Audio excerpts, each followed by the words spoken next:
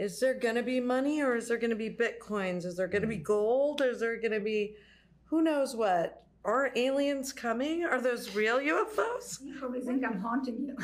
No. We're going to be the best of friends after this. Yes, absolutely. The best yet to come.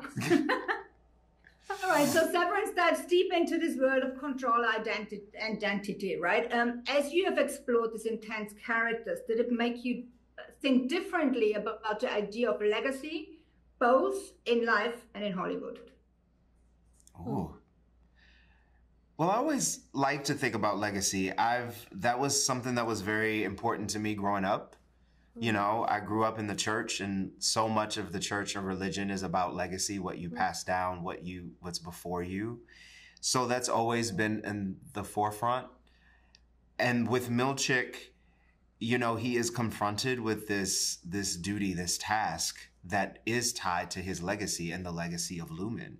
So I think that is also what pushes him to take great risks and adds to the pressure of his position that he's in. I mean, I think legacy is very important to Harmony Cobell too, and that's part of why she's trying to get back in there, why she's so confused that they could let her go, and how she thinks they're making all these mistakes and not doing things the way that Kier would have done. I personally, of course, I've thought of legacy before, but right now I'm feeling very disconnected, and I think it's almost like an American experience of feeling this disconnect from the way things used to be, and that there's an order and structure, you're supposed to do anything, and how it's going to end up with this new technology, nature, government. Is there going to be money, or is there going to be Bitcoins? Is there going to be gold? Is there going to be who knows what? Are aliens coming? Are those real UFOs? What's happening here? So legacy, schmegacy. I can't even think about it. I'm like, let's just survive. Okay. Let's just survive today, and then we'll see what happens tomorrow, right? Yeah, there it is. Yeah, and then you just mentioned it as well. You've both been in the industry long enough to witness major changes, right? Looking back, what stands most out about Hollywood, which has evolved over the years, whether if it's in filmmaking or showmaking, or as actors, or how actors navigate their careers? One thing that stood out to me was the strong sense of community that I encountered.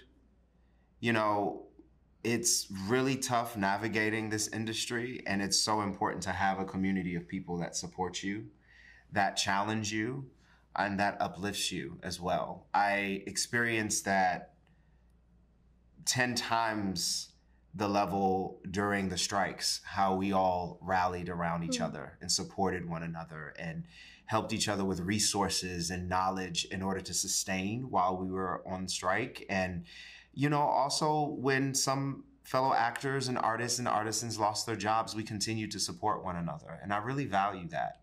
It really meant a lot to me to have that. And now with modern technology, there's so many ways where newcomers can get their work out. You know, they can film projects on iPhones now and make their own videos, and you have social media. So the net is kind of widening a bit in that way to have your voice and your work seen. And that's beautiful to see. I wish I was as hopeful as Tramell is. And maybe it's also that you came out of theater, that kind of community also.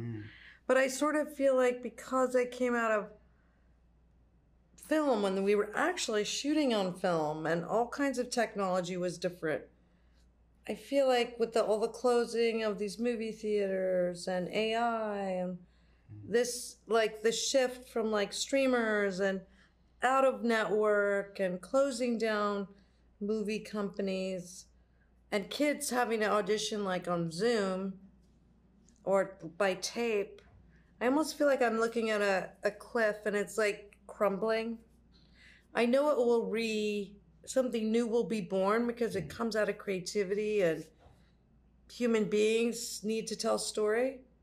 And I think it'll be interesting, whatever it's going to recreate himself into. But right now I feel like we're in a deconstruction phase.